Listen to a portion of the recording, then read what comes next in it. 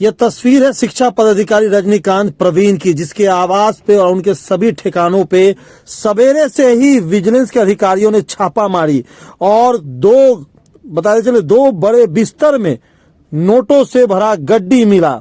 जी हां, उनके बेतिया आवास पे जब सवेरे में शिक्षा विभाग के इस अफसर के घर पे बड़ी तादाद में कैश बरामद किया गया। इतना कैश था कि गिनने के लिए विजिलेंस अधिकारियों को नोट गिनने वाली मशीन को बुलाना पड़ा।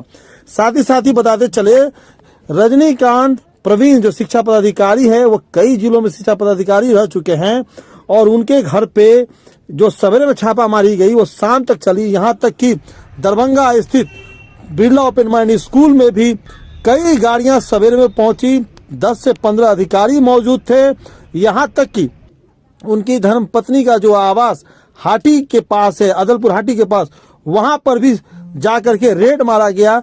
तमाम कागजात चेक किए गए।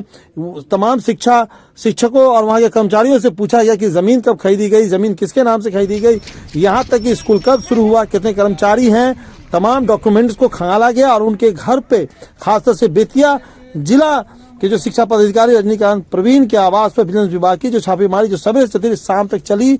और आपको खास बात बताते चले, आज दरभंगा में राजद के नेता तेजस्वी यादव आए थे। वहीं पर उनके जो प्रवक्ता है शक्ति सिंह यादव जी, उनसे जब हमने इस घटना के बारे में पूछा तो उन्होंने कहा कि जिस तरीके से बिहार में सिर्फ शिक्षा पदाधिकारी नहीं, ऐसे तमाम कैसे विभाग के बड़े अधिकारी है, उनके यहाँ रेड मारनी चाहिए। तो सुनिए इस बड़े रेड के ऊपर आरजेडी प्रवक्ता का क्या कुछ कहना है। बिहार में सवेरे से शिक्षा विभाग में तहलका मचा हुआ है। बेतिया के शिक्षा पदाधिकारी दरभंगा में भी थी, कई जिलों में भी थे, उनके तीनों ठिकानों पे छापा मारी और गद्दी के अंदर से नोट निकल रहा है।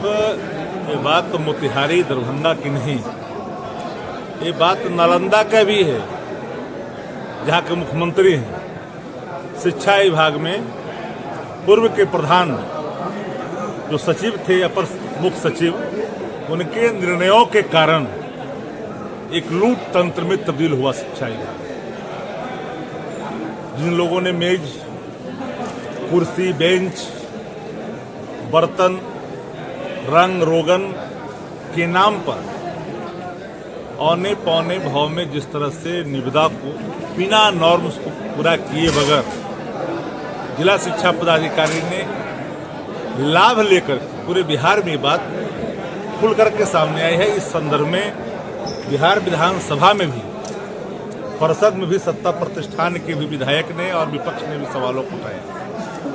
अब जो बड़े नोट के बंडल देख रहे हैं, एक जिला शिक्षा पदाधिकारी जहां पर बड़े खेप पकड़े जा रहे हैं। मैंने आज ही प्रेस कॉन्फ्रेंस में पटना में मैंने कहा कि अगर बिहार के तमाम जो वैसे पदाधिकारी जो माननीय मुख्यमंत्री के नाक के बाल हैं, चाहे वो बोरिंग रोड हो, एग्जीबिशन रोड हो, डाक बंगला हो, खाली प्लॉट हो या फिर सगुना का इलाका हो, इन इलाकों की अगर पड़ताल की जाएगी तो बिहार का 5 साल का बजट के बराबर अकुत संपत्ति इन अधिकारियों के यहाँ से निकलेगी। लेकिन चूंकि सत्ता संरक्षित भ्रष्टाचार का एक जो गठजोड़ है, एक करप्शन एसोसिएशन गठित कर करके बिहार में लूट तंत्र में बिहार को तब्दील किया गया और बिहार को चलाने वाला अधिकारी रिटायर्ड अधिकारी चला रहा है। हमारे नेता ने भी कहा और हम लोगों ने कहा कि डीके बॉस सुपर सीएम है। माननीय मुख्यमंत्री अचेतन अवस्था को धारण कर लिए हैं। उनकी देह की भाषा, उनकी चेहरे की आकृति, बोलने के क्रम में शब्दों का अमर्यादित होना, महिलाओं का अपमान करना उनके शब्दों में, उनकी लाइनों में है। उतना ही नहीं, महिला विधायक जो कटोरिया से थी, उसके संदर्भ में उन्होंने एक बात कही थी जिस समय जब पूरे भारतीय जनता पार्टी के महिला विंग ने प्रतिकार किया था।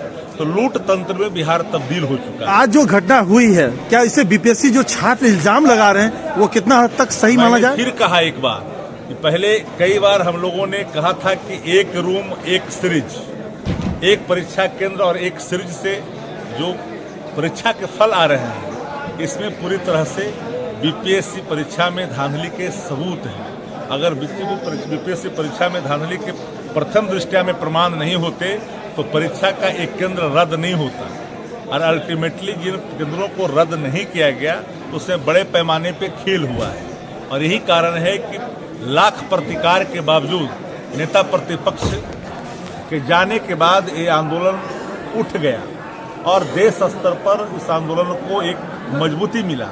लेकिन सत्ता प्रतिष्ठान से जुड़े हुए लोग जो भारतीय जनता पार्टी के बी टीम के रूप में काम करते हैं, इस पूरे आंदोलन को एक अलग रुख दे करके आंदोलन को ही, सत्याग्रह को ही समाप्त करा दिया। आज मंगल पांडे जी दरभंगा आए हुए थे कैंसर अस्पताल का शुभारंभ करने के लिए। मंगल पांडे जी कैंसर अस्पताल का उद्घाटन, जिसका उद्घाटन पूर्व उप मुख्यमंत्री और स्वास्थ्य मंत्री तेजस्वी प्रसाद यादव जी ने कर रखा था। अब उसका कर रहे समझे कि कितना मानसिक रूप से सचेत है मुख्यमंत्री।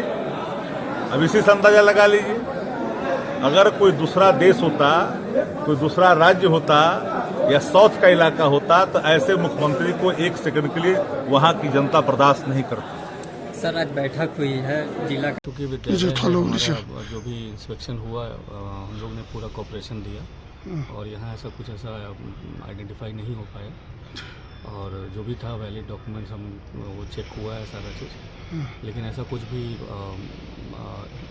अननेसेसरी डॉक्यूमेंट्स यहाँ पे अवेलेबल नहीं मिला है। कितने सदस्यीय टीम थी सर और कौन सी टीम थी? सुबह से ही आए हुए विजिलेंस डिपार्टमेंट पटना,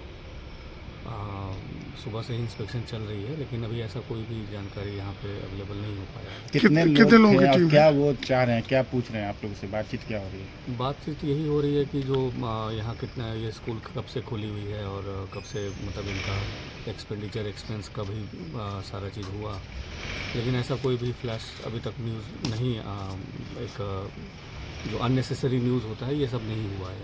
आप ये बताएं कि ये किन के नाम पर ये स्कूल है और क्या पूछा जा रहा है, बताएं। ये तो स्कूल में बिरला ओपन माइंड्स है और जो डायरेक्टर हैं वो डॉक्टर सुषमा कुमारी हुई और हम लोग 100% श्योर हैं कि ऐसा कुछ ऐसा प्रोसेसिंग जो है यहाँ पे इनवैलिड प्रोसेसिंग ऐसा नहीं हो पा रहा है। अभी अंदर में वो लोग जो टीम है, कितने सदस्यीय टीम है वो लोग?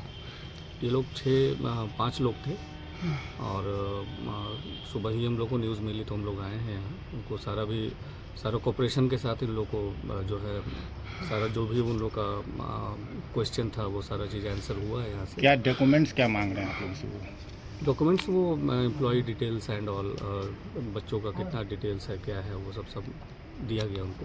आप क्या हैं? तो जी आप क्या हैं? Academic head. ये टीम जो है अपने आप को आपको क्या बताई, कौन सी टीम है, कहाँ से आई है, क्या बताया गया है?